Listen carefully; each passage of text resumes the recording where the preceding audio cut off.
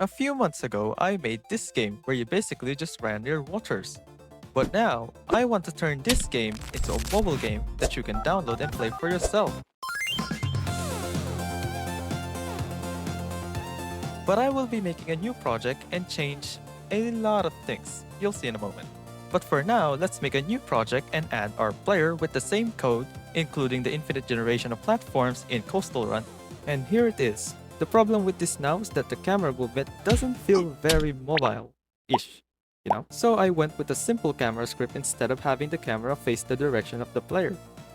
The next step for this is that we need a player model. Now I can just grab the player model from Coastal Run, which will be easy, but I don't really want to do that. So I'm going to be using ProBuilder.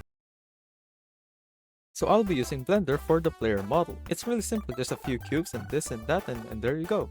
Happy? Anyways, it's time to rig this player model. I watched simple tutorials and we now have bones. With these bones, we can properly animate our player, such as make him a running animation. Perfect. I should probably also mention that I went with a gray color theme for this game, which is pretty far from the island theme of Coastal Run. But honestly, I really liked it. And the animation's cool. But there's a problem with this animation. It's too smooth. So I duplicated the frame in this frame and then that frame and then this frame and also this frame and all. What this does is that it makes the player skip the smoothness of the animation and will give us this low FPS result. This is actually inspired from a game Megabound made by Verinet. The next step is I made him jump and made this sick front flip animation when he jumped.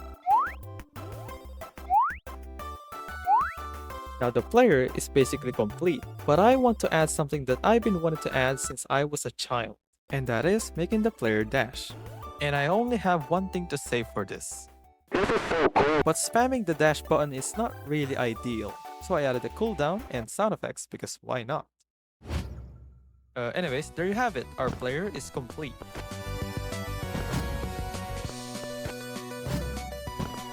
Now we can finally work on a lot of stuff. More stuff than I expected. Now before we get to it, you're probably a bit confused on why this looked nothing like my game Coastal Run. And yeah, me too, I have no idea why.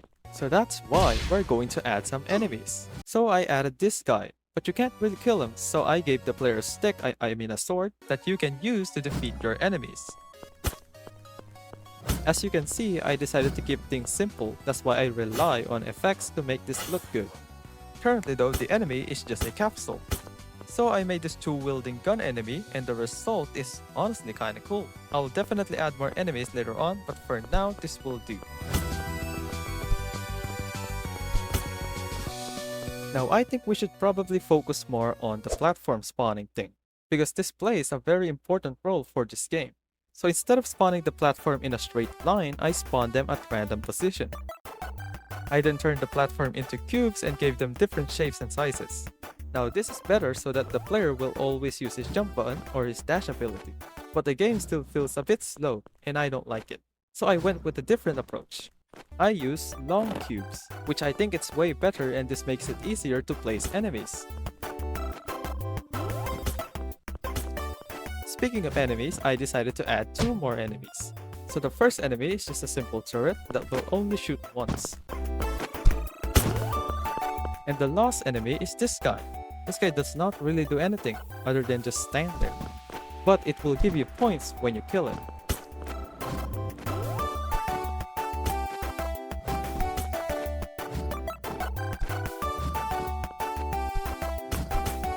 Wow, that is very cool gameplay. Anyways, you might notice that there are things that I didn't really show on how I made them, because I kept changing and switching things up all the time, which is annoying, but I really want this to be how I wanted it to be.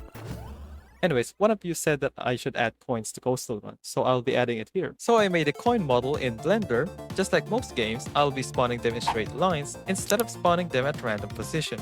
And here's the result. A cool thing about this coin is the way you collect them. The sound effects, which is inspired by Subway Surfers. When you're collecting coins, the pitch of the sound effects increases.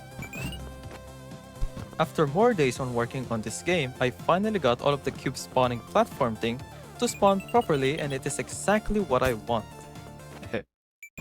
The hard part about doing this is that I have to make sure that every cube that spawned in the game is reachable and possible to jump onto.